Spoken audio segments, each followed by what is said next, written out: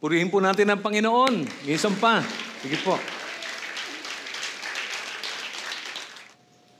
So, binabati ko po ang lahat ng mga kapatid kay Kristo, ang mga tagapaisawan, Bagak, Bataan, doon po sa mga senior citizen, at ang lahat ng mga minamahal kong panauhin na dumating ngayon at nagpaunlak sa mga paanyaya ng mga kapatid.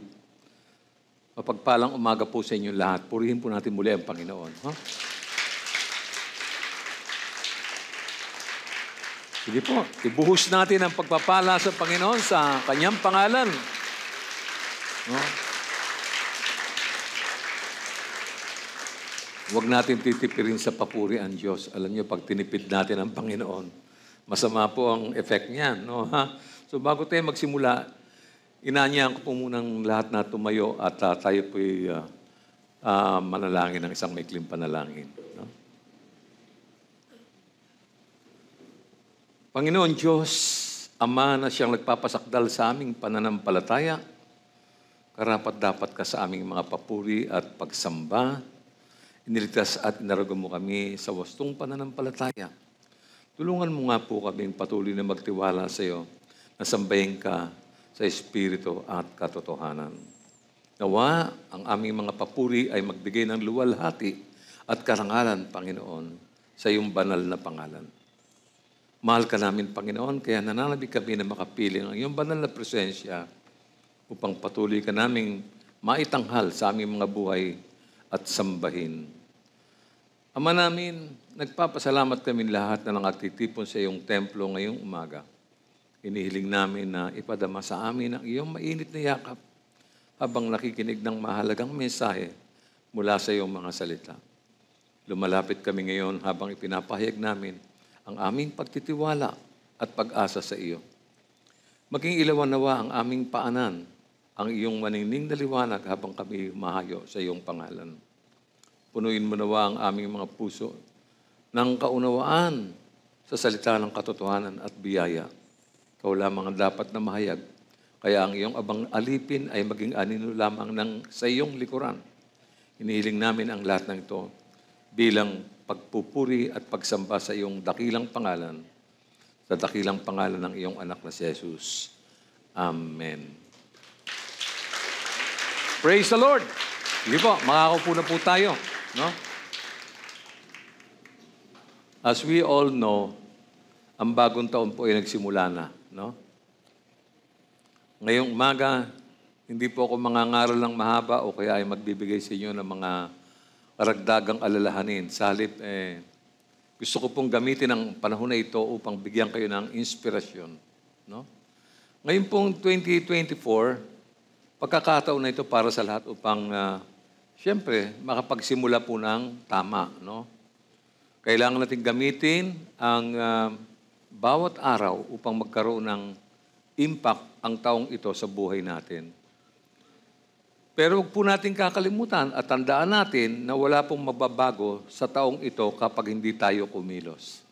Amen po ba? So, hindi rin natin makakamtan ang ating mga itinakdang layunin. At ngayon ay maaari nating ituwid ang mga kamaliang nagawa natin sa nakalipas na taon. So, nagsimula na po ang bagong panahon, ang bagong pag-asa at mga positibong bagay na maaari pong mangyari sa buhay natin sa panahong ito. Marami po tayong mga mahalagang bagay na matututunan sa araw na ito bilang ating personal na gabay sa buhay. Alam ninyo, bawat taon po ay tinuturuan tayo ng Diyos ng ilang mga mahalagang mga leksyon, no? Na naghahatid. Ito mga karanasang ito ay maganda, no? Humahakbang tayo ng pasulong at tumatayo po sa pintuan ng isang bagong, sabi nga ng isang kapatid, bagong dimension. No, ha? So, karamihan sa mga tao, tinitnan nila ang bagong taon bilang sariwang dahon, bagong sanga na umuusbong, isang magandang pagkakataon upang makapagsimulang muli. No? Ito ay maaaring pagbabago ng buhay ng mag-asawa, ng magulang at anak. No? Mas mabuting pagkakataon halimbawa sa trabaho, sa mga kabataan, etc. No? Ito ay maaaring pagbubuo ng iba't ibang mga prioridad gamit ang panahon at maraming bagay na kinakailangan natin sa buhay. No? Pangkaraniwang makakarinig din tayo ng mga resolusyon tungkol sa bagong taon. No? Maraming tao ang gumagawa niyan. No? Mga resolutions na hindi naman talaga nasusunod kahit na mabuti ang intensyon, sa halip ay pawang kabiguan ang kanilang nararanasan. Kaya nga, kailangan po natin talikdan, no? At limutin yung mga masasamang nakaraan. Huwag na natin balikan po yun. Ano, ha? Ang bagong taon po ay isa sa mga paborito kong panahon. Panahon para sa mga bagong simulain, panahon po para iwanan ang nakaraan at tanawin ang hinaharap. No?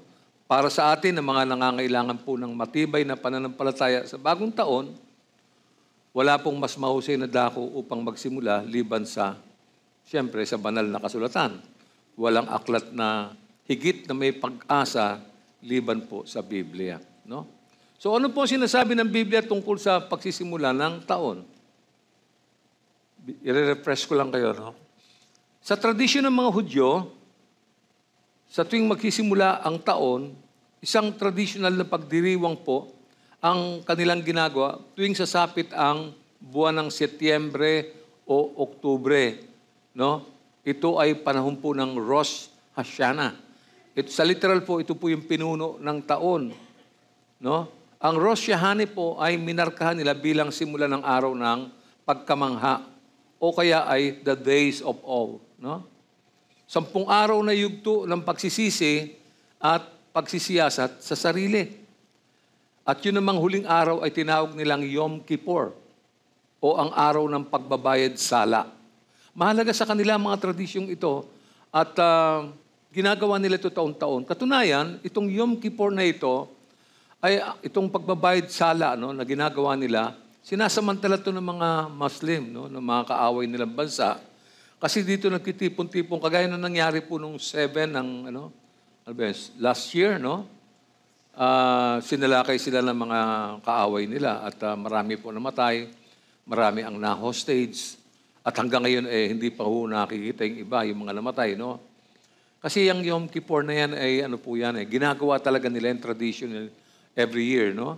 So, sa Judaismo o Judaism, ito ang dalawa sa pinakamahalagang pista opisyal ng taon sa mga Hudyo. Alright? So bagamat maaari natin ipagdiwang ang bagong taon sa ibang buwan kaysa sa Biblia, no? At bagaman karamihan po sa atin ay hindi nakikibahagi sa mga tradisyon ng mga Hudyo sa panahong ito, maaari pa rin magsilbing mahalagang panahon ang bagong taon para doon sa mga tagasunod ni Kristo. No? Yan ay dahil ang Biblia po ay puno ng mga talata na naghihikayat po sa atin na umasa sa hinaharap. Okay? Sa buong banal ng kasulatan, patuloy po tayong pinalalahanan, no? Na ilagay natin ang ating pag-asa sa Diyos. Talikuran ang mga masasama at mapapait na nakaraan at mamuhay na may pag-asa sa pagdating ng ating Panginoong Hesus. No? Ang awit 65 po ay pinili ko. Ito po ay tinuturing na pambansang awit ng papuri at pasasalamat sa Diyos para sa kanyang kabutihan. No? Pambansang awit. Ito ay inaawit pagkatapos ng tagsibol, no? Na kapag dumating ang ulan, dinidilig po ng ulan ang tuyong lupa at ang awiting ito ay mas makabuluhan kung ang bansa ay nakakaranas ng isang mainit na tag-araw o tagtuyot. No? Yung ulan kasi naghatid ng very, very refreshing po siya. No? Sa umagang ito, ating titingnan po ang hatid na mensahe na may pamagat na A Crown of Victory. No? Basahin muna natin ang maikling bahagi ng mga awit 65 verse 11. Ang sabi rito, pinuputungan mo ang taon ng iyong kasaganaan. Ang mga bakas ng iyong karwahe ay tumutulo ng katabaan. No? Napakalakas po ng verse na yan. Tinignan ko yung iba't ibang version, bakit binanggit yung tumutulo ang katabaan. No? Now, these psalms, no, centers around describing the great blessing of God, no? As we can see, this psalm, no, of praise for the great wonders and works of God through the whole creation, no? Makikita natin na pinupuri po ni David ang Diyos dahil sa biyaya na ibinigay niya, no? Kapangyarihan at kasaganaan ng Diyos sa sangkatauhan. Sa pagtatapos po ng taon, maaari tayong magmuni-muni sa mga nangyari sa nakalipas na 12 buwan. Ang haba po nun, no? Magmuni-muni tayo. Balikan natin yung mga nangyari, what transpired, no? Ano ba nangyari? Ba't nagkaganito? No? Bakit? Ano ang pinagmulan nito? Bakit nagkaganito, no? Bakit ang mga Kristiyano ay nanghina? Bakit ang Kristiyano ay parang tinamad? No? Parang nawala sa panahon, no? Magandang balikan natin to habang tayo nagmumuni-muni at siyasatin natin mabuti yung ating kalalagayan. Nasaan na tayo ngayon sa ating pananampalataya? No? Ang ilan po ay, siyempre, magkakaroon ng patotoo. Ang iba, maaalala nila yung mga hamon na dumating sa buhay nila, habang ang iba naman ay maaaring isipin yung issue ng kanilang kalusugan. At dami pong sakit na dumating eh. No? Pati yung mga pangalan, parang iba-iba na. No? Dati narinig mo lang, trangkaso, no? Ubo, at kung ano-ano. Pero ngayon, napakarami na po. At nakakabahala dahil ang mga sakit na to ay wala pa pong mga natutuklasang gamot. Ang iba sa kanila, no? Wala pa pong gamot yan. No? Maring ang ilan ay magsabi naman na ito na ang pinakamahusay na taon. No? Ganun din ang pananaw ko eh. Itong taon na to, ito na po yung talagang iniintay ko na nabigo ako noong 2019 eh. Pagpasok ng taong 2020. No? Kaya habang iba naman, nagsasabing maring ito na ang mas mahusay sa nagdaang panahon. No, ha? So ang listahan ay maring humaba pa at magpatuloy. Habang hinihanda ko po mensaheng to, may mga ilang mga lumang alaala ang pumasok po sa aking isipan. No? Naalala ko ang araw na nakabalik tayo sa ating regular na gawain mula sa mapaminsalang COVID-19. Naalala ko po yun. Naalala ko kung paano kayo namumutla nung umaten kayo sa camp natin sa Bulacan. Marami doon ang mapuputla at malamlam ang mga mata. Bakas na bakas yung kahinaang espiritual. Yung iba hindi makapaniwala. No? Parang, uy, may camp na pala. No? Hindi sila makapaniwala. Naalala ko nang samahan tayo ng Panginoon sa ating huling family camp. No? Naalala ko rin po yung katatapos sa pagtatanghal na ginawa natin noong ika-31 ng taong 2023. December 31st po yun. Napakaganda ng mga nakita natin. Parang muli ay sumigla ang aking puso at lumakas ang aking espiritu. Naalala ko rin ang magagandang pagtatanggal ng mga kapatid ng gabing yon. No? Lahat po. Lahat. Lalo-lalo na po yung kabataang umawit, no? Yung munting kamay. No? Naalala ko rin po yung, siyempre, yung taon na maborn again ako at maging anak ng Diyos. Naalala ko po yun. At siyempre, naalala ko po, salamat po sa kamanghamanghang kaligtasang biyaya ni Jesus sa buhay ko. No? Nadadama ko po ang pabor ng Diyos sa atin sa taong ito. No? So, tingnan natin ngayon ang mga talata ng awit 65:11. No?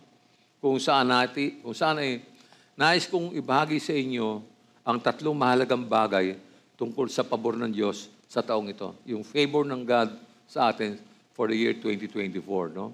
Una, Roman number 1, lagyan natin, God places a crown of favor on the year. Yan po yung sinabi ng Psalms 61. Or rather 65. No? Sabi po dito, the Bible identifies God's people as a royal priesthood. Maalala niyo, binanggit din po ni Apostol Pedro po yan, na ang Diyos mismo ang nagsuot ng korona sa mga minamahal niyang mga anak. Psalm 65:11, as we have already read, says that God crowns the year. No? Oo, ang kanyang biyaya ang magpuputong sa bawat araw ng ating haharapin sa bagong taon. Ganyan ang pananaw ko, no? So kasama ang mga hamon nito. Una dito ay ang kanyang biyaya. Letter A, God of grace. Siya po ang Diyos ng biyaya. Do you agree? Okay. Ang sabi po, mga awit 65:11, unang bahagi, pinuputungan mo ang taon ng iyong kasaganaan. Napaka-welcome po natin yan, ano? Na sumigla tayo, na wala tayo sa COVID, ang tagal natin na-standby, wala tayong ginagawa, no? Nanghina tayo, no? Alam niyo, ang corona po, alam ba niyo ang corona ko, ano? Nakakita na po kayo ng corona? Nakakita na, no? Okay. Ang corona po ay isang espesyal at kumikinang nasagisag na isinusuot po ng mga tao tulad ng mga hari, ng mga reyna, sinusuot din po yan ng mga emperador, at ng mga, siyempre, mga maharlika, yung mga may kakayanan. At doon sa mga sporting events naman, sa panahon ng lumang tipan, mga kapatid, corona rin ang isinusuot sa ulo, no? Sa ulo ng mga nagwawagi sa paligsahan. Yan po yung natatanggap nila. Gayun din, ang nagwawagi sa mga beauty contest ay pinuputungan rin ng corona. No? Pinuputungan rin ng corona ang mga tao na may mga titulo na tulad ng King of the Rock and Roll na si Elvis Presley. No? Ganon din yung King of Pop na si Michael Jackson. No? Ngunit karaniwang nakikita ang corona sa mga maharlika. No? Tulad na sinabi ni Apostol Pedro, kinikilala naman ng Biblia ang bayan ng Diyos bilang isang royal priesthood. No? Kaya ang awit 65:11 na ating nabasa kanina ay nagsasabi na pinuputungan ng Diyos ang taon. Malalim po yan. No? It's a very striking word. No? Oo, ang kanyang biyaya ay magpuputong sa bawat araw na ating haharapin sa taong kasalukuyan kasama ang lahat ng mga hamon nito. No?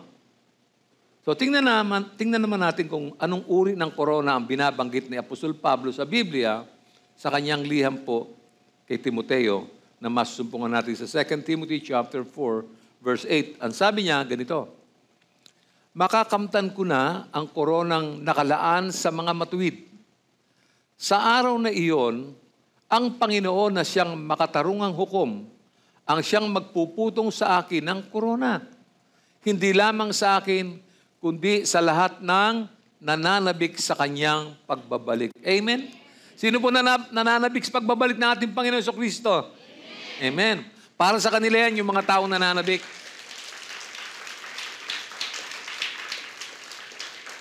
Very specific po yan. Kung hindi sasabihin sa Biblia. No? No? Hindi lamang sa akin, kundi sa lahat ng nananabik sa kanyang pagbabalik. Yun po yung sinabi ni, no? Kaya, ganito pa ang paliwanag niya sa unang Korinto, Kabanatang 9, 26 hanggang 27. Sabi niya, hindi ako tumatakbo ng walang patutunguhan at hindi ako sumusuntok sa hangin. Subalit, sinasanay ko at sinusupil ang aking katawan upang sa gayoy hindi ako maalis sa paligsahan pagkatapos kong mangaral sa iba. No? Dito po, inihahambing ni Apostol Pablo ang physical na pagsasanay ng isang atleta para sa kabanalan. No? Sinabi niya na ang physical na kondisyon ay may ilang kahalagahan, ngunit hindi gaanong mahalaga kung ikukumpara sa isang makadiyos na pamumuhay. Talagang ang mga talata ay lagi nagpapaalala sa atin sa kondisyon natin, kung sino tayo, kung ano tayo. No? Itong mga talatang ito ang laging bumabalik-balik sa isip natin at pinapaalalahanan tayo kung sino tayo. No, ha? Ang dahilan kung bakit mas mahalaga ang kabanalan kaysa sa physical na katawan ay dahil ang halaga nito ay walang hanggan. Yung pinangako kasi ng Panginoon dito ay buhay na walang hanggan. Kaya talagang dapat ma-exercise natin yung kabanalan. Hindi lamang po sa loob ng church, sa loob ng tahanan natin, sa mga paaralan, sa mga opisina, doon po sa mga dako na kung saan ay puno ng kadiliman. Dapat na-exercise natin ito. No? Sa ating fellowship, sa mga care groups, in every ministry. No? At ito po kasi dumating sa atin eh. No? Dumating na yung liwanag na yan, at yung liwanag na yan, sabi nga ng Biblia, hindi siya kayang takpan ng kadiliman eh. Hindi siya nagwagi yung kadiliman na yan. Yan po yung dumating sa atin. Kaya nga ngayon, maliwanag na nakita natin yung tunay nating kalagayan. Kung sino tayo, na-discover natin, makasalanan pala tayo. No? Na tayo pala talagang, napakasalbahin natin. Ano? No? Lumalaban sa mga magulang, nag-aaway ang magkapatid, no? Nag-uunahan. Wala akong pag-asa. No? Kaya, napakaganda na mapakinggan o marinig yung mga talatang nagbibigay lakas espiritual sa ating lahat. No? Yung kabanalan. No? Punta natin yung letter B. Ang Diyos ay makapangyarihan. God of might. No? Sa aklat po ni Apostol Santiago na ating morning devotion kanina, mababasa naman natin ang tungkol sa gantimpala ng buhay na tinutukoy niya. Ganito po ang kanya sinabi sa Santiago 1:12. Sabi niya, mapalad ang taong nagtitiis ng pagsubok. Sapagkat kapag siya ay subok na, siya ay tatanggap ng putong ng buhay. Kita niyo, putong na naman, korona ng buhay. No? Na ipinangako ng Panginoon sa mga nagmamahal sa Kanya. No? Naintindihan ba natin yan? No? Ano ba ang inaasam natin? No? Kasi ang mga tao, inaasam lang Christmas, 13-month pay, di ba? Bonus, di ba? Pero hindi natin inaasam-asam yung ipinangako ng Panginoon sa mga nagmamahal sa Kanya. Nakakalimutan natin yun, no? Para bang lahat na lang material, puro pera na lang at, no? Tingnan natin, itutok natin yung ating mga puso sa salita ng Panginoon. At sabi po dito, mapalad daw yung taong nagtitiis ng pagsubok. Dito maraming maling konsepto ang tao. No? Akala niya, pagka siya naghihirap, sinusubok siya ng Diyos. Hindi niya namamalayan na yung lakad niya masama. Yung nilalakad niya kasalanan. Kaya pagka dumating yung, alam niyo na, yung mabibigat na mga nagaganap sa buhay niya, sa pamilya niya, no? Sa kanilang mag-asawa, ang sabi niya, sinusubok lang siya ng Diyos. Mali po yun. Maling konsepto po yun. No? Ang sinusubok po ng Diyos, yung pong mga tao na malapit sa Kanya. Pinatitibay niya sa pamamagitan ng pagsubok ang mga taong ito. Kaya yung mga taong ito, kaya nilang magtiis sa anumang pagsubok. Sapagkat alam nila, malinaw na kasama nila ang Diyos sa buhay nila. Amen? Kaya pag sinabi mong sinusubok lamang ako Diyos, pero nasa kasalanan ka, hindi mo pagsubok yun. Ano po ang tawag doon? Sumpa o parusa ang tawag doon. Kaya maraming tao dyan eh. Minsan, di naman mananampalataya. Sabi niya, hindi. Sinusubok lang tayo ng Panginoon. No? Parang akala mo, alam na alam nila. No? Ang mga mananampalataya po ay nagtitiis sa mga pagsubok. Silang mga nagtitiis ay tatanggap po ng pagpapala mula sa Diyos. At ang mga pagpapalang ito ay higit sa anumang pagpapalang matatamo ni naman sapagkat nagmula po ito sa makapangyarihang Diyos. Galing po ito sa Diyos talaga. No, ha? So sa talatang binasa natin, isinasalaysay ni Apostol Santiago ang isang tula mula sa tradisyong pampanitikan ng Hebreyo. No, ha? Ang sabi niya, mapalad ang taong nananatiling tapat sa kabila ng mga pagsubok. Kita niyo na? Mapalad. Alam niyo sa pangkaraniwang kaisipan ng tao, ba't ka magiging mapalad? Ang dami nang pagsubok, magiging mapalad ka pa. Ibig sabihin, pagka tayo sinusubok ng Diyos, merong panahon ng Diyos sa atin, may attention ang Diyos sa atin. Tinignan niya yung buhay natin. At napakaraming mga nagdaang babasahin na binasa natin. Halimbawa, sa aklat ng Job, nakita natin yung mga pagsubok na nangyari kay Job. Di ho ba? At yung end part, nakita natin kung paano pinagpala ng Diyos si Job. Dahil siya'y dumaan sa pagsubok eh. At yung pagsubok na to ay napagtagumpayan niya, kaya nangyari, naging matagumpay talaga siya sa buhay niya. Di ba? Hindi pa po natin nararanasan yung mga pagsubok. Kasi konting pagsubok lang, gumagawa na tayo kagad eh. Di ba? Lalo minsan yung mga kabataan, no? Mareklamo, no? Para bang pagka may konting kulang sa bahay, nagrereklamo sila, no? Hindi sila makapagtiis, no? Si Propeta Isaias ay nagsalita rin ng tungkol sa corona ng kaluwalhatian. Binanggit niya po ito sa Isaiah 61 verse 3. Pakinggan natin, basahin natin. Upang pagkalooban sila ng tumatangi sa Zion, no ha? Upang bigyan sila ng putong na bulaklak sa halip na mga abo. Sa halip na pagtangis ay langis ng kagalakan. Sa halip na lupaypay na diwa ay damit ng kapurihan. Upang sila'y matawag na mga punong kahoy ng katwiran. Ang pananim ng Panginoon upang siya'y bigyan ng kaluwalhatian. Kung mapapansin nyo, nakasulat ang Biblia. Kasi tinignan ko po yung mga pagkakasali ng Biblia. Alam niyo yung mga modern Bible ngayon, hindi na po umuugat doon sa kahulugan ng original na pagkasulat. Kaya sinasaliksi ko po, kinukumpare ko po yung mga mula sa original at lumalabas na ito ang pinakamalapit. No? Pag sinali mo yan doon sa may ginagamit natin Bible, malayo po. No? Subukan yung tingnan, tandaan niyo po yung chapter na yan at saka yung verse na yan. Malayo po yan doon sa original. No? Ano po ibig sabihin dito? Ano bang sinasabi ni Isaiah tungkol dito? Ipagkakalob na makapangyarihan Diyos ang kanyang mga ipinangako. Naintindihan niyo po yun?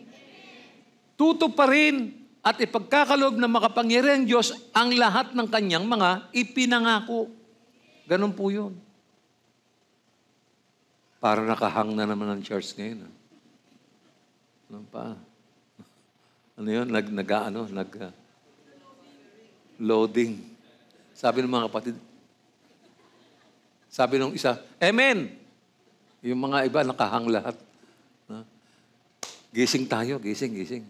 Ha? Baka kayo, nagpuyat na naman kagabi, kaya, masama yan. Ha?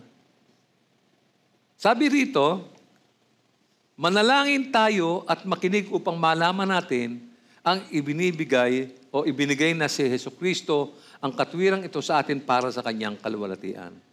Ang 1 Corinthians chapter 9 verse 25 ay nagpapaalala sa atin tungkol sa isang koronang walang hanggan. Pakinggan nyo. 1 Corinthians 9:25. Pakinggan nyo. Lahat ng manlalarong nagsasanay ay may disiplina sa lahat ng bagay upang magkamit ng isang gantimpalang panandalian lamang. Ngunit, ang gantimpalang hinahangad natin ay panghabang panahon. Yan po yun. Yan po yun. No?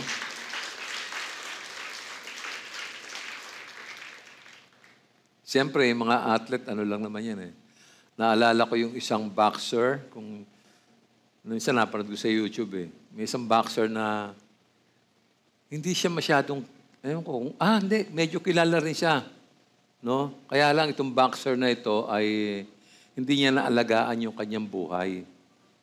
So, noong siya ay sikat na sikat, no?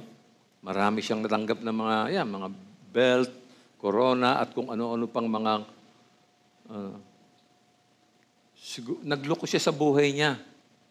Nagloko siya. Hindi niya binigyan ng halaga yung pagkakataong ibinigay sa kanya. And later, narinig natin, yung pong mga belt niya, yung mga napagwagian niya, mga plaque, at kung ano-ano pa, ibinenta niya para lang makakain siya. Yung lahat ng mga karangalang tinanggap niya, no, sa pagbaboxing ay binenta lang po niya, sayang. Meron namang mga bumili kasi may mga nangongolekta niyan eh. Sayang oh. Meron nyo. Dahil nga rin sa bisyo, no, malayo po siya sa Diyos eh. No, dahil mabisyo siya, naubos yung kanyang mga tinipon pera, nang bababae siya, nagsusugal siya eh. No, at saka, mahilig siya sa away. Lagi siya may kaaway. Kilala niyo yung sinasabi ko. Ito yung bad boy ng boxing. Sayang, no? Sayang siya. No? Pero ang lahat ng taong ito, mga atletang ito, mga boxer na ito, naglalaro po sila para sa, alam niyo, para doon sa mga karangalan, para doon sa mga tatanggapin nila ng mga gantimpala. Ano? Pero mga Kristiyano, hindi po tayo naglilingkod sa Panginoon nang walang anuman. Merong pupuntahan na direksyon yung ating ginagawa. Yung lahat ng pagsisikap natin, yung mga tinitiis natin, at kung anuman ito, ay merong pupuntahan. At ang lahat ng pupuntahan nito ay pagpapalang mula sa Diyos, lalo-lalo na yung koronang pinakamahalaga na dapat tanggapin ng mga Kristiyano, ito yung korona ng putong ng buhay na walang hanggan. Wala ka nang...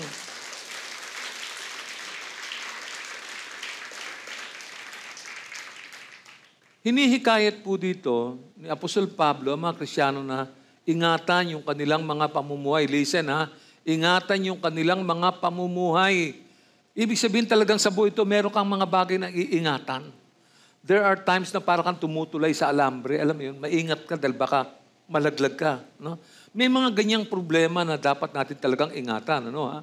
At ang layunin nito ay upang makatakas tayo doon sa inihandang patibong ng dyablo sa buhay ng mga Kristiyano. Kung minsan yung mga Kristiyano pinaglalaroan ng demonyo eh. No? Minsan hindi natin namamalayan yun. Ano? Bigla na lang susulpot sa isip natin, sa mga gawain natin, no? Nasisira. Biro mo, aatin kayo ng linggo sa church, ha? Aatin kayong mag-asawa. Tapos mag-aaway kayo. Tapos hindi kayo aatin ng church. Sabi nung isa, hindi ako aatin. Bakit? Ikaw lang ba? Ako, hindi rin ako aatin. Meron silang tunggalian ng... Kita niyo po ang dyablo, sumusulpot siya kahit saan eh. No? Kaya kailangan maging maingat tayo. No? Hindi tayo dapat na magpadalos-dalos sa mga pagkilos natin. No? Hindi natin makakamtan ang pangako ng Diyos pagka hindi tayo nag-iingat. No, ha? Si Apostol Pedro po, sa kanyang unang sulat, binanggit niya ang tungkol sa isang maluwalhating korona. Puro korona itong pinag-uusapan natin eh. Nasa 1 Peter chapter 5, verse 4. Sabi niya, at pagparito ng pinunong pastol, ay tatanggap kayo ng maluwalhating koronang di kukupas kailanman. Amen? Di kukupas kailanman. Oo nga, naalala ko po yung mga yung natanggap nila Manny Pacquiao na yung gano'n. Nag-fade po yun eh. Kasi mukha siyang tanso na in-spray ng kinote ng may coating lang po yun para hindi kagad maagnas. But eventually, po yun, mababakbak din yun. Pero ito yung koronang di kukupas kailanman, sabing gano'n. No, ha? So, ang binabanggit po rito, na punong pastol ay walang iba kundi si Jesus. Siya po yun. No? Ang mga matatanda o yung mga elders sa local church, pakinig kayo, no? Yung mga elders na naglilingkod sa local church ay naglilingkod kay Kristo sa pamamagitan ng paglilingkod sa mga tupa ni Kristo. Pakinggan niyo mabuti yan, mga elders. Kaya kapag si Kristo ay napakita sa kanyang kaluwalhatian, sa katapusan ng lahat ng mga bagay o sa katapusan ng panahon, no? Siya ay magdadala ng gantimpala sa mga elders, sa mga matatanda sa iglesia at magkakamit ng hindi kumukupas na korona ng kaluwalhatian. Baka sabihin ng iba, bakit elders lang? Kasi sila po yung nangangalaga, nangangalaga ng mga tupa. No? At alam naman nyo, hindi naman madaling mag-alaga ng mga tupa, ang titigas ng ulo ng tupa eh. Minsan nanunuwag pa eh. Di ba? No. Minsan walang disiplina ang tupa. No. Pagka pinagsabihan mo, sensitive. No, ha? Ako sanay na ako dito sa church eh, na ganyan, mga sensitive. Mga onion skin. Sana onion skin tayo sa kasalanan. Ay naku, kasalanan, nakakapandiri. Dapat ganun, no? Hindi eh. Pagka doon sa mga pinupuna mo, naku, talaga namang, no, ha? Sabi ng mga iba niya, naku, yan na naman si pastor. Yan na naman. Nagumpisa na naman. Sabi nila, ang paalala daw ay mabuti sa mga taong nakakalimot. Okay? So, sa aklat din ni Isaias, no, mababasa natin na puputungan ang kanilang mga mananampalataya. No? Puputungan ng kanilang mga ulo ng walang hanggang kagalakan. Sabi po ito ni Isaias mismo, no? Ni Propeta Isaias sa 51:11. Basahin natin. Ang mga tinubos ninyo ibabalik sa Jerusalem. Magsisigawan sa galak, umaawit sa tuwa, ang mamamala sa kanilang mukha ay walang hanggang galak. Take note, walang hanggang galak. At sa puso nila, ang lungkot at hapis ay mawawalang lahat. Yan po yung gantimpala. No? Alam mo yung nagsikap ka talaga, kumayad ka ng gusto at the end of the line. No? Paglampas mo ron sa may ribbon, no? Natapos mo yung course mo, no? Napakasarap ng pakiramdam mo tapos meron kang blessing. No, ha? Binabanggit po ni Propeta Isaias ang pagbabalik at ang katubusan sa bayan ng Diyos. Ipinahayag niya ang kagalakan na kaakibat ng pagpapanumbalik na sumisimbolo sa pagpapalaya mula sa pagkabihag at pagkalaya nila mula sa kalungkutan. No? Nung hindi pa ako nakakilala sa Diyos, hindi ko alam yung kaligtasan. Wala akong ideya. No? Doon sa mga panauhin natin, yung mga bago dito, no? Makinig po kayo mabuti. No? Nung araw, hindi ko naman alam na makasalanan ako eh. Nung araw, akala ko marunong ko, makatwiran ako. No? Hindi ko po alam yun eh. Wala tayong awareness pagka nasa kasalanan tayo. No? Mapalad yung mga dumadating dito at nagtsatsaga. Ayun po yung kasama sa sinabi ni Santiago. No? Kahit na merong konting pagdurusa, okay lang po yun. Ang mahalaga, makamta natin at maunawaan natin ang sinasabi ng salita ng Diyos. No? Dahil sa dulo nito, sa kawakasan nito, ay aanihin ninyo yung mga dapat ninyong anihin. Ipagkakalob po ng Diyos yan. Ano ba? Hindi naman maring itago lang ng Diyos yun. Ano bang gagawin niya sa mga parangal para sa kanyang mga anak? Sa korona, sa putong, lahat po yan. No? May konting pagtitiis tayo sa mundo. No? At siyempre, kuminsan parang gusto mo nang give up. Pero dahil sa lakas ng Espiritu ng Diyos na dumadaloy sa puso mo, hindi ka easily nag-give up. No? Nagpapatuloy ka at nagtsatsaga. No? So, merong kaakibat na kagalakan sa pagpapanumbalik. No? Tingnan pa natin ang corona na binabanggit ng awit 65:11 sa Roma number 2. Anong sinasabi? The crown of favor God gives is a bountiful harvest. Yung daw corona ng pabor na ibinibigay ng Diyos ay talagang bountiful, masagana po, no? Yung ani nito. Una, letter A, God is a God of prosperity. Hindi po ito yung prosperity yung pinipreach ng maraming church ngayon na napapalundak yung mga members nila pagka binabanggit yung pagpapalain kayo ng Diyos, magkakapera kayo, alam nyo, ganon. Hindi po yan. No, ha? Ito po ang ibig sabihin yan. Mga awit 65:11, ikalawang bahagi.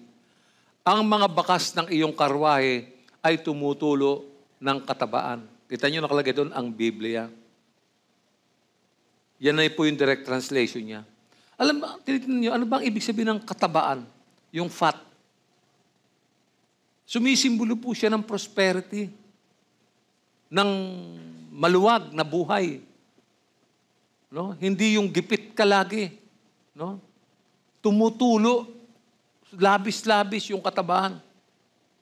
No? Masagana ang ibig sabihin po niyan. No? Matagumpay sa mga gawain. At alam natin na kung susunod lamang tayo sa mga aral ng Panginoon at magtsatsaga, matutupad ang lahat ng pangako ng Diyos sa buhay natin. Hindi ho ipagdadamot ng Diyos sa atin yan. Ito mismo ang layunin ng ating mga panalangin upang tulungan tayo ng Diyos, no, sa masaganang ani ng kaluluwa sa unang 3 buwan ng taong ito. Yan po yung aking prayer talaga eh. Itong first 3 months na ito ay aani tayo. Aani tayo ng mga kaluluwa. At nakikita ko po, may mga kapatid na lumapit sa akin na pinakilala sa akin yung mga inimbitan nila. No? Yan na po yung simula niyan. Kaya nga kung susunod tayo, matutuklasan natin na, darating po yung pangako ng Diyos na pangakong tutuparin niya sa harapan natin. No, ha? So, napakasayang isipin ang pabor ng Diyos sa atin. Kaya, tingnan natin ang ilan sa mga kabutihan ng Diyos na ipinakita sa awit 65. Una, no?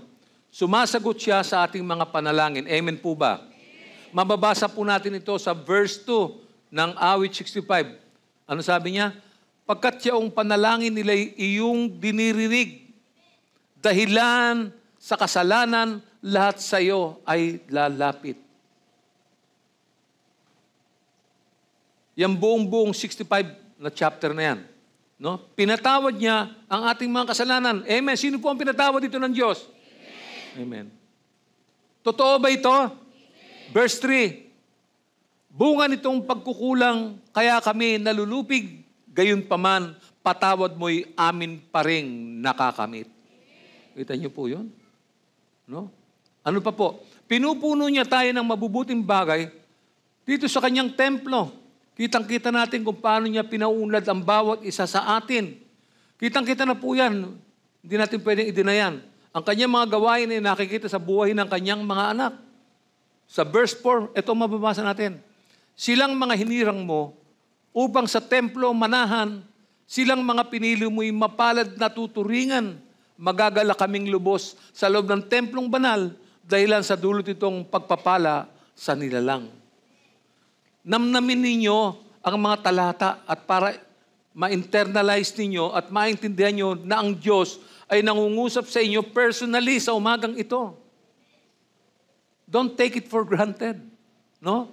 Tingnan natin, namnamin natin, balikan natin yung scripture at ito po yung nireveal ng Panginoon personally sa akin. Kaya sinabi ko sa inyo, first 3 months, uunlad tayo, paunlarin tayo ng Diyos. Kailangan lamang nating magtiis at kailangan nating sumunod sa nais ng Diyos. Ganun po yun. No? Ano pa? Sumasagot po siya sa pamamagitan ng kahanga-hanga niyang mga gawa at patuloy niya tayong iniingatan. Saan makikita yan? Sa verse 5. Kami iyong dinirinig, tagapagligtas naming Diyos. Sa kahanga-hangang gawa, kami iyong tinutubos. Kahit sino sa daigdig, sa ibayong karagatan, may tiwala silang lahat sa taglay mong kabutihan. Masarap po lalo kung may problema ka at nangungulila ka, nandun ka sa ospital, nakahiga ka, wala kang dalaw. Alam mo yon? Tumutulo ang luha mo, nag-iisa ka. Kapag nabasa mo to, these are comforting words. These are real. No? Di ba? Kami iyong dinirinig, tagapagligtas naming Diyos. Sa kahanga-hangang gawa, kami iyong tinutubos. Tinutubos meaning, ano po to progressive, no? Kumikilos siya, yung life cycle natin. Tuloy-tuloy po yan. Unti-unti, yung iba na napapahamak, tinutubos niya. Tumataas, unti-unti. Tumataas ang pananampalataya, sumisigla sa pananampalataya. No? Ano pa ang pangako niya? Sa 6. Sa taglay mong kalakasan, mga bundok tumatatag, dakila't ang lakas mo ay sa gawa, nahahayag. No? Verse 7. Ang ugong ng karagatan, iyong pinatatahimik, pati along malalaki sa panahong nagangalit, maging mga kaguluhan nilang mga nagagalit. Meaning God is in total control. Walang bagay na maring makalusot sa mata ng Diyos. Alam ng Diyos ang nangyayari. Akala ninyo, hindi alam ng Diyos yung ginagawa ng iba. Alam po ng Diyos lahat yan. God is all-knowing God. No? Kaya, yung mga hindi nananampalataya sa Diyos, malaki ang problema nila pagdating ng araw. But praise be to God, doon sa mga kumilala sa Kanya at tumanggap sa Kanya, sila yung mananagana pagdating ng oras. No? So, siya ay patuloy na gumagawa ng mga kababalaghan po sa buhay ng bawat isa sa atin. Sino po sa atin ang nakaranas ng himala sa buhay natin? Eh? Yun lang makilala mo, Diyos, himala na yun. Ma-born again ka lang, himala na yun. Verse 8. Dahilan sa ginawa mong mga bagay na dakila, natatakot ang daigdig at ang buong sangnilikha. Bunga nitong ginawa mo, sa galak ay sumisigaw buong mundo kahit sa ang sulok nitong daigdigan. Talagang marami pong sindak na ihahatid ang Diyos sa mundong ito. No? Nagpapadala siya ng ulan at ginagawa niyang mataba ang lupain bilang tanda sa isang taon na masaganang pagpapala. No? Ipanalangin natin ang bahaging ito at asahang makakamtan natin ito pagdating ng araw. Ano sabi sa verse 9, 10, 11, 12, 13? Umuulan sa lupain, ganito mo kinalinga. Umuunlad ang lupa, tumataba iyong lupa. Patuloy na umaagas ang bigay mong mga batis sa halamang nasa lupa, ay ito ang dumidilig, ganito ang ginawa mo na hindi mo ikinait. Sa binungkal na bukirin, ang ulan ay masagana, ang bukirin ay matubig at palaging basang-basa. Sa banayad na pag-ulan ay lumambot siya ang lupa, kaya naman pati tanim ay malago at sariwa. Nag-aani ng marami sa tulong mong ginagawa at saan mang magpunta kay masaganang masagana. Ang pastulay punong-puno ng matabang mga kawan, nagahari iyaong galak sa lahat ng kaburulan. Gumagala iyaong tupa sa gitna ng kaparangan at hitik na hitik naman ang trigo sa kapatagan. Ang lahat ay umaawit, sa galak ay sumisigaw. Malaki po ang kahalagahan nito sa pagsasaka, no? At pamayanan kung bakit isinulat ang awit na ito. No? Wala po akong ini-expect sa taong ito, no? Na anumang bagay. Ang inaasahan ko lamang ay yung makita na namumukadkad ang church, no? Ang bawat isa ay masipag, no? At may mga darating tayong malalaking gawain po sa church na ito. I promise you na magugulat po kayo sa ginagawa o gagawin ng Diyos sa atin, no? So sa aking pananaw, nakita ko po na magiging masagana ang aanihin nating kaluluwa, mga kaluluwa, no? Ang tinutukoy ko po ito, hindi naman yung gulay lang at saka yung mga palay, no? Kundi ang tinutukoy ko po ito ay yung aanihin nating mga kaluluwa ngayong taon sa ating ministeryo. Una, nakabangon po tayo mula sa malawaking sinira ng COVID, no? Naglaan ng Diyos sa atin ang lahat ng paraan. Siya ang gumawa, no? Kabilang ang mga pagkakataong makapaghanda sa pagpasok ng 2024. So, ngayon po ay nagsimula na bumabangon ang mga kapatid sa pag-aakay ng mga kaluluwa. Nakikita ko na po yan. Ngayong umaga lang, nakita ko na rin po yan, no? Nagsisimula na po sila, no? At ito yung bilang pagtalima nila sa layunin ng Diyos. Katunayan, maraming mga bagong kaluluwa ang nadagdag sa ating bilang. Ngayon pa lang, unang buwan pa lang ng taon, no? Talagang bibigyan po tayo ng Diyos ng masaganang ani sa taong ito kung patuloy tayo magiging matapat at magiging masunurin sa Kanya. No? Nakikita po natin yun. Naniniwala po ba kayo doon? Hindi po yan hula-hula. No? Ito po ay direksyon ng Diyos sa taong ito. At nakita natin kung tayo sumusunod, ano nangyayari?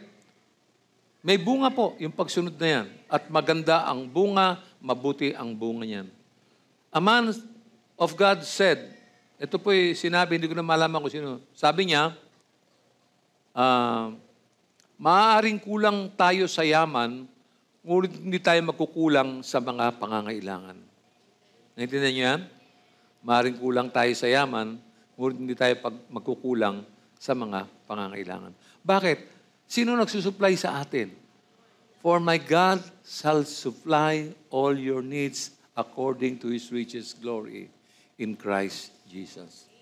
Sino po nagpapaunlad? Ang Panginoong Jesus, Panginoon. Amen? Amen? So, isang masaganang ani ng mga kaluluwa ang inaasahan natin sa taong ito dahil sa kabutihan ng Diyos. Handa na po ba tayo? Yan, no? Punta natin yung Roman number 3. God's favor will be seen even in the hard places. Alam niyo yun? No? Walang pag-aalinlangan. Kailangan nating harapin ang mahihirap na landas sa taong ito. At ito po ay bahagi ng buhay. Sabi po ng salmista, maging ang mahirap na mga landas ay umaapaw ng sagana. Muli, ang pahayag na ito ay dapat tingnan sa konteksto ng agrikultura kung bakit ito isinulat. Ano po sinabi sa letter A? Hard pathways will overflow with abundance. Nakita nyo, ang sikreto sa likod nito ay pagsunod, pagtupad, pagkilos. Yun po yun.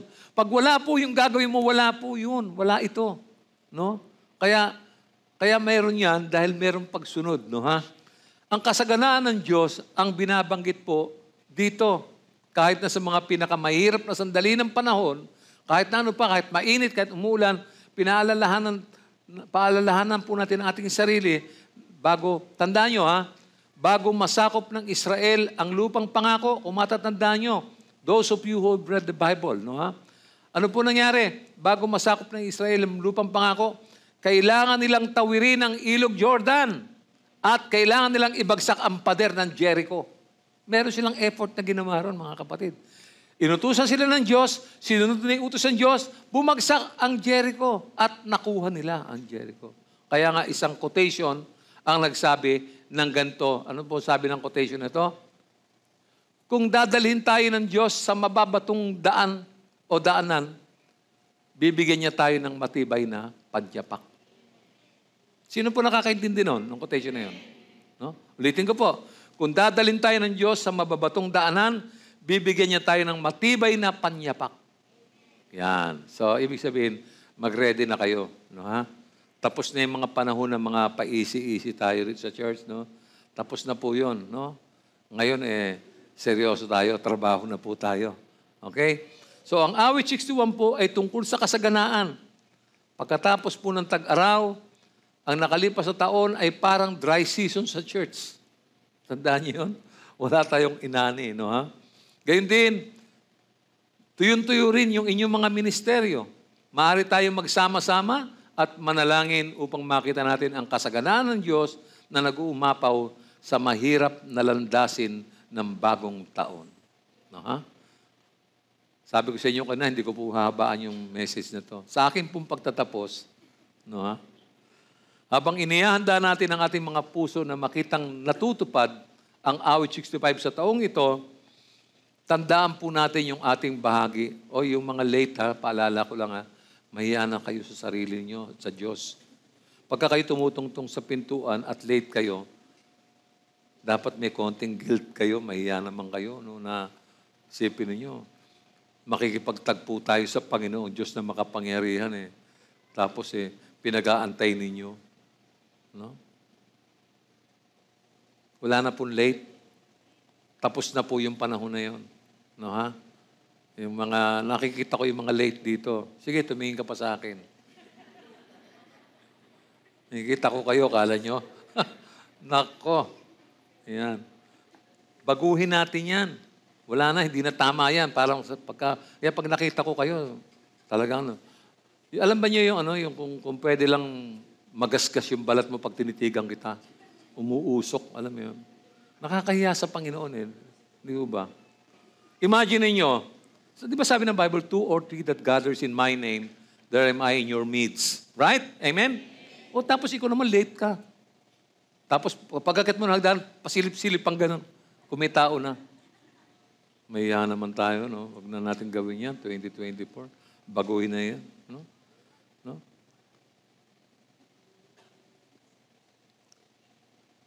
Tandaan natin ang ating bahagi. Kailangan nating ibigay ang ating buhay sa Panginoong Hesus. Kailangan una siya sa buhay natin. Amen? Di ba sabi natin, may awit pa tayo, no? Siya ang number 1. Di ba? Tapos, dapat totoo po yung sa puso natin. No? So sa taong ito, magandang alalahanin natin ang quotation na ito. Nahilig ako sa quotation niya. Pasensya na kayo, ha? Ito maganda rin itong quotation ito. Sabi niya, ito very promising ito, no? Yung mga gusto nyong kopyahin nyo, wala namang masama dyan, no? Ito po yung quotation na ito, basahin natin. To achieve spiritual success, do not forget to give God the first hour of the day, the first day of the week, the first part of every paycheck, the first consideration in every decision, and the first place in your heart. Amen? Kita nyo? Kita nyo? No? Una lagi si Lord. No? No? Tingnan nyo, pagka kayo may problema, sino una? Di ba? Oh. Pagka may problema, pagka gipit, pag may sakit, sino una? Di ba si Lord lagi? Tapos pagka tayo, wala namang dinaramdam sa katawan at malakas at masigla, nakakalimutan natin si Lord Pangalawa na lang siya, pangatlo minsan No?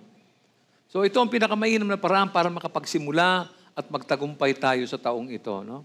So, may iniwan din ako mga babasahin for your guidance, no? Para makatulong sa inyong lahat sa taong ito. Masinggunin niyo lang po yung pangalan ng aklat at basahin na lang niyo sa inyong extra time sa bahay. Una rito ay Isaiah 43:18-19. Ito ang sabi niya, ilibing mo na sa limot at huwag nang alalahanin pa ang mga nangyari noong unang panahon. Masdan mo, ako ay gagawa ng isang bagong bagay. Ito'y nagaganap na. Hindi mo pa makita? Gagawa ko ng isang daanan sa gitna ng disyerto at magkakaroon ng ilog sa lugar na ito. No? Siya ang Diyos ng bagong bagay. No? Gusto niyang gawing bago ang lahat ng bagay para sa atin. Kaya ituon natin ang ating puso sa Kanya. Tinatawag tayo ng Diyos sa pamamagitan ng kasulatang ito na tumingin sa Kanya, hindi sa ating mga kalagayan, kundi sa ating kalayaan kay Kristo. No? Meron pa, Kawikaan 4:25-27. Tandaan niyo po ito. Palaging sa hinaharap ang pukol ng iyong tanaw. Ituon ang iyong pansin sa iyong patutunguhan. Siyasatin mong mabuti ang landas na lalakaran. Sa gayon, ang lakad mo ay laging matiwasay. Huwag kang liliko sa kaliwa o sa kanan. Umakbang ng papalayo sa lahat ng kasamaan. Ganda yan. No? Ang talatang ito ay may mahalagang mensahe. Ang sabi ay, watch your step. Ingat. Ha? Sinabi ni Solomon sa kanyang anak na ito nito ang pansin sa kanyang patutunguhan at gamitin ang pag-iisip upang makita ang wastong landas ng buhay. Meron pa po, Hebreo 12:1. Sabi niya, kaya nga, dahil napapaligiran tayo ng napakaraming saksi, talikuran natin ang kasalanan at ang anumang balakid na pumipigil sa atin. Buong tiyaga tayong tumakbo sa paligsahang ating sinalihan. No? Ipagpatuloy natin ang lahat ng ating pinasimulan. Maganda tayo, magsimulang tumakbo. Huwag hihinto. No? Ituon natin ang ating mga mata kay Jesus na nagpasimula at magtatapos sa takbuang ito na ating kinalalagyan. Huwag nating hayaan na ang bigat po ng ating mga nakaraang kabiguan ang humadlang sa ating pagsulong. No? Huwag niyong gawin yan. No, ha? Hindi natin dapat pagtuunan ang mga nakaraang pagkakamali at manatili roon. Sa halip, matuto sa mga pagkakamali. No? Gamitin ang mga pagkakamaling ito bilang kasangkapan sa mas mahusay na hinaharap. No? Huwag na kayong lingon na lingon sa... Lalo yung mga Pilipino talaga, ang hilig sa ganyan. No? Alam niyo hanggang ngayon, umiiral pa po yan. Yung mga galit sa tiyuhin niya kasi inagaw yung lupa nila. Kailan pa yon? 80 years ago. My goodness. Mga Pilipino hindi makausad no? Palaging gano'n. No? So naway matanggap natin ang corona ng kabutihan ng Diyos ngayong taon. Pag-pray po natin yan. At naway makita rin natin ang kasaganan ng Diyos na umaapaw kahit na sa mga mahirap na landas. No, ha? So mga kapatid, tumingin tayo sa hinaharap na may pag-asa at huwag po nating kalilimutan ang liham ni Apostol Pablo sa Pilipos sa 3:13-14. Sabi niya, mga kapatid, hindi ko pa ipinapalagay na nakamit ko na ito. Ngunit isang bagay ang ginagawa ko. Nililimot ko ang nakaraan at sinisikap na marating ang layuning nais kong makamtan. Nagpapatuloy nga akong patungo sa hangganan upang makamtan ang gantimpala ng pagkatawag sa akin ng Diyos sa pamamagitan ni Kristo Jesus ang buhay na hahantong sa langit. Amen. Sino gusto ng langit? Amen. Yan. Ha?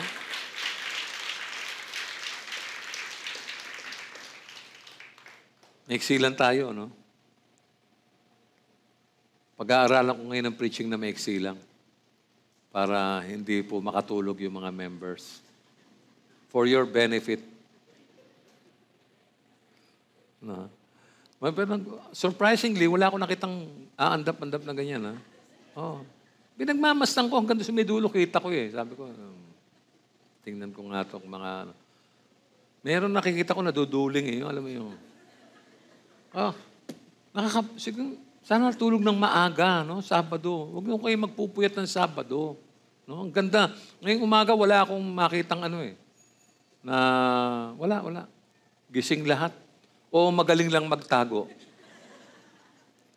Lagi ko, alam niyo, ang galing ng mga taktika ng mga Christians, no? Para pag inaantok sila, hindi makita, yung ulo ng katapat nila, kino-cover nila. No? Ang galing ng mga taktika ng Kristiyano, no? Very rich. Okay. So para maganda ang ating fellowship ngayong umaga ay mananalangin ako ng panalangin ng pagtatapos. No? Yumuko po tayo at tayo po yung manalangin. Panginoon, ginagawa mong bago ang lahat ng bagay sa aming buhay. Nagbibigay ka ng pag-asa sa aming mga puso at isipan, kaya lalong sumigla ang espiritong nasa amin. Salamat nga po sa bagong taon para sa iyong mga anak na ngayon ay may potensyal at kakayahang gamitin sa iyong ministeryo. Mahal naming Panginoon, pag-alabin mo ang apoy sa aming mga puso, sa aming pangangaral, upang marami ang makasaksi ng iyong kagandahan at mga kababalaghan. Gamitin mo, Panginoon, ang bawat isa sa amin na magtiyagang abutin ang mga taong wala pa kay Kristo.